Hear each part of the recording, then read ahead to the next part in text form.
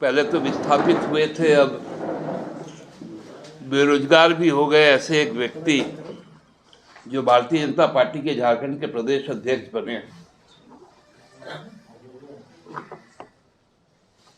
उनके मुंह से अभी बहुत सारे बातें आ रही। हताशा में जिस प्रकार से लोग कहते हैं वही बात वो कह रहे हैं।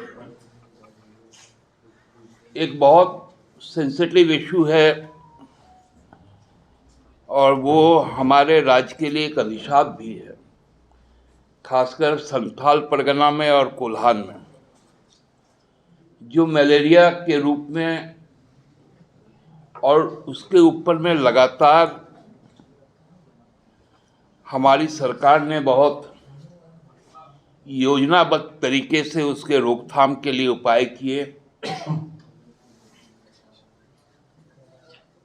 जिस प्रकार कोरोना एक आपदा था, उसी प्रकार का ये मलेरिया भी एक आपदा है। इसमें बचाव ही सबसे बड़ी इसकी सुरक्षा होती है। जो सुंदर पहाड़ी का जो इलाका है और खासकर जो दुर्गम इलाका है,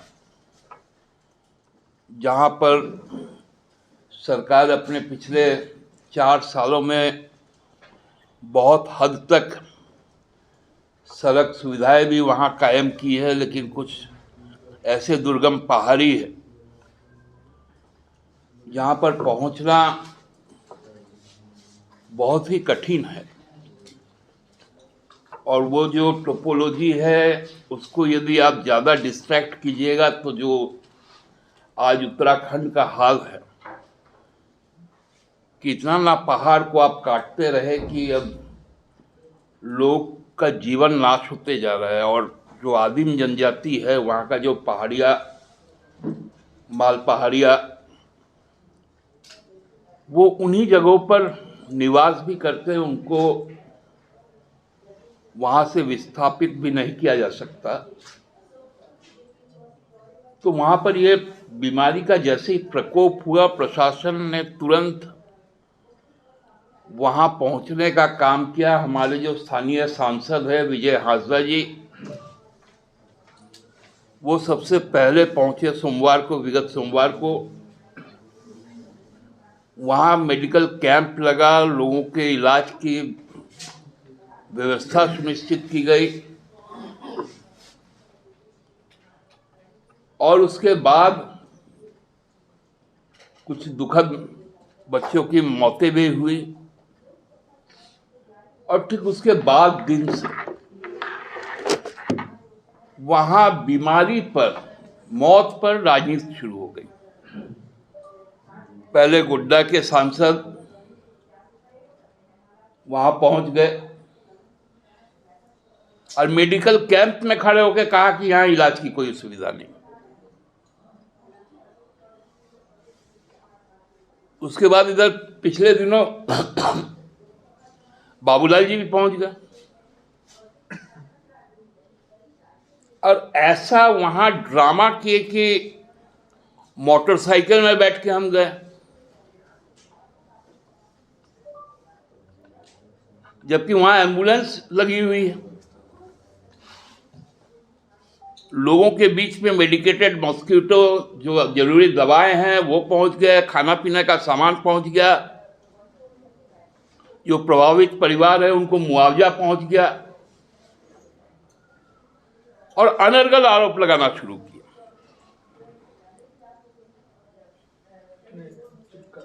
कि माननीय मुख्यमंत्री जी क्यों नहीं पहुंचे। बाबूलाल जी, आपको समझ में नहीं आता है क्या?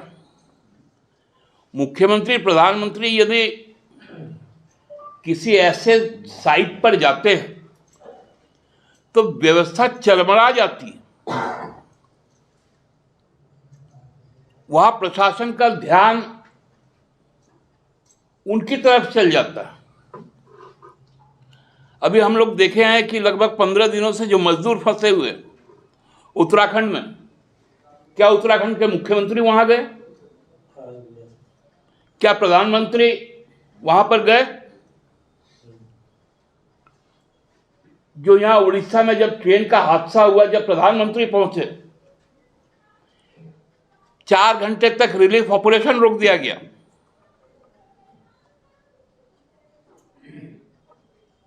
तो ये भी सेंसिटिव इश्यू को भी इस प्रकार से एक बतंगड़ बनाना। बाबूलाल जी, आप पहले जवाब दीजिए कि आप लोग मणिपुर क्यों नहीं गए?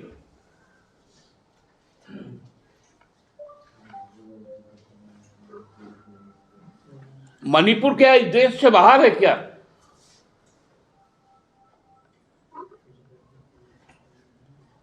और अब बढ़ेट की बात करते हैं। मुख्यमंत्री हर पल वहां के स्थिति से अवगत है, जरूरी इंस्ट्रक्शन दिया जा रहा है। वहां का कमिश्नर वहां पर बैठा हुआ है, वहां का उपायुक्त वहां पर बैठा हुआ है, वहां का सिविल सर्जन वहां पर बैठा हुआ है। वहां जरूरी हर सामान वहां पर है। वहां का जनप्रतिनिधि, हमारा सांसद वहां पर है।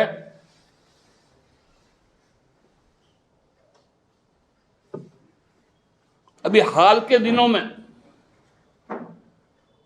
आपने देखा होगा, प्रधानमंत्री तेजस पे यात्रा कर रहे थे और उसी वक्त बंगलोर में जो शहीद कैप्टन था, कश्मीर में उनका पार्थिव शरीर आया था। क्या प्रधानमंत्री जी ने जाके उनको श्रद्धांजलि अर्पित की? कैसी ओछी बातें करते हैं। अब तो इनका बात करने का जो स्टाइल है, इतना बड़ा शख्सियत जिसको लोग दिशम गुरु कहते हैं,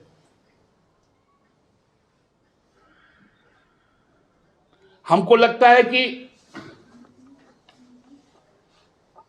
मोदी जी और अमित शाह साहब भी उनको जी करके ही संबोधन करते होंगे। संसद के उद्घाटन में उनको बुलाया गया था बजाते वरिष्ठ सांसद के नाते।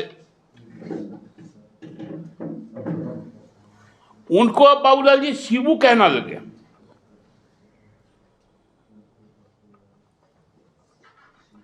अभी बहुत चर्चा चला था पनौती का सोशल मीडिया में, लेकिन झारखंड में एक चुनौती भी है, ये समझ में आ गया अब हम लोग को।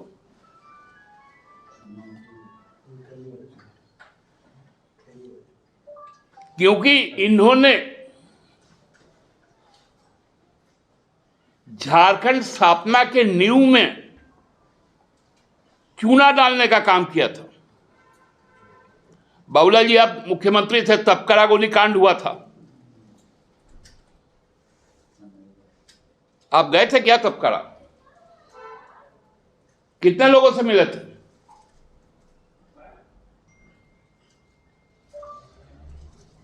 नेतरहाट फील्ड फायरिंग रेंज, वहां गोलियां चली, लोग शहीद हुए। आप गए थे क्या?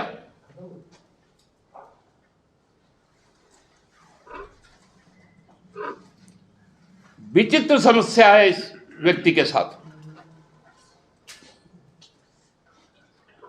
क्योंकि सरकारी तेज है, सरकारी व्यवस्था है, पूर्व मुख्यमंत्री है। जहां जहां मुख्यमंत्री लोगों के सरोकार से जुड़े मुद्दे को लेकर जा रहे हैं, ठीक उसके पीछे पीछे उनका भी भ्रमण हो रहा है। हम कहते हैं भ्रमण करना कोई बुरी बात नहीं है, आपको जितना घूमना है घूमिए, लेकिन लोगों के बीच में सेंसिटिव इश्यू को लेकर जो संवेदनशील मुद्दे हैं, उसमें भ्रम मत फैलाइए।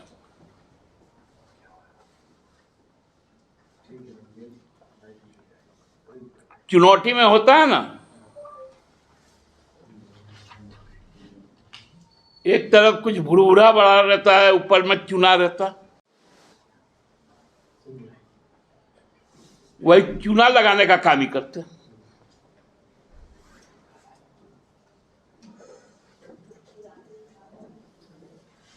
पिछले 14 साल से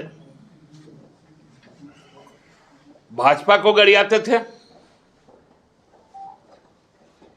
क्या नहीं बोलते थे।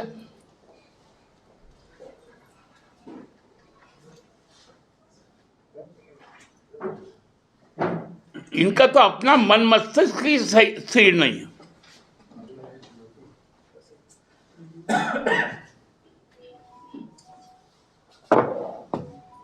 गुरु जी को शिबू कहना, हेमंत मत बनना, अरे ये कोई राजनेता कहता है क्या?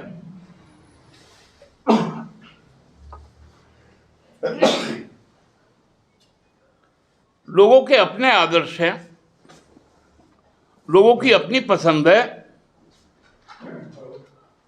और यही जो पसंद होता है, जो चाहत होता है, उसी को जनादेश कहा जाता है। और 2019 का जनादेश बहुत स्पष्ट था कि लोग हेमंत सोरेन जी को चाहते थे। लोग गुरु जी के संघर्ष को सम्मान करते थे, उसलिए यह जनादेश आया था। आपको भी भाजपा के खिलाफ जनादेश था, लेकिन आपने जनादेश का सौदा किया। जनादेश का सौदा करते हुए आपने भारतीय जनता पार्टी ज्वाइन कर ली।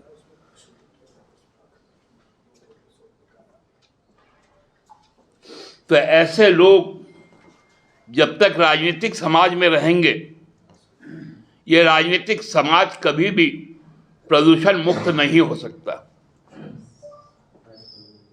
और हमको लगता है कि बाबूलाल जी को अभी भी कोई सद्बुद्धि दे और लाश के ऊपर में राजनीति करने से वो वंचित रहे। सरकार समस्या के गंभीरता को समझती भी है, उसके निदान के प्रति भी सचेत है, और बाबूलाल जी को सर्टिफिकेट देने का जरूरत नहीं है। इस राज्य की जनता ने देखा था कि कोरोना में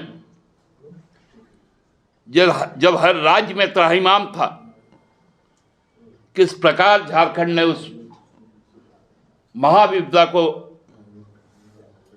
बहुत सहजता के साथ, शांत होकर, धैर्यपूर्वक उसका केवल ना निपटारा किया, बल्कि दूर दूर तक जो हमारे भाई बहन थे उनको घर तक लाया। अभी उत्तराखंड की जो सुरंग में जो हमारे 15 साथी फंसे हुए झारखंड के,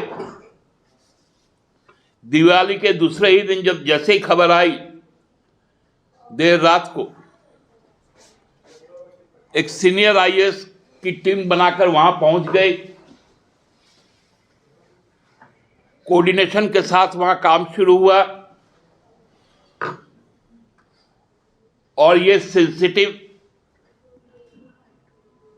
इश्यूज को कैसे डील करती है राज्य सरकार, ये उस पर भी कह रहे थे कि वहां क्यों नहीं गया। अरे इनको मालूम ही नहीं था कि अधिकारी वहां पहुंच चुके।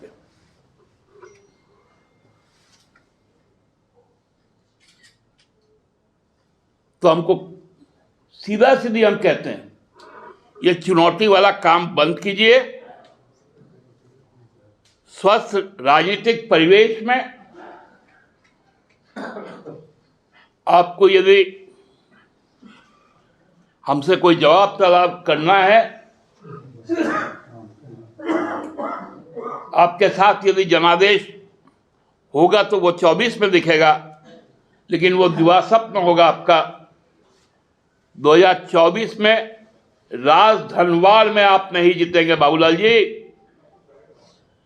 इसकी गारंटी भी हम लोग देते हैं।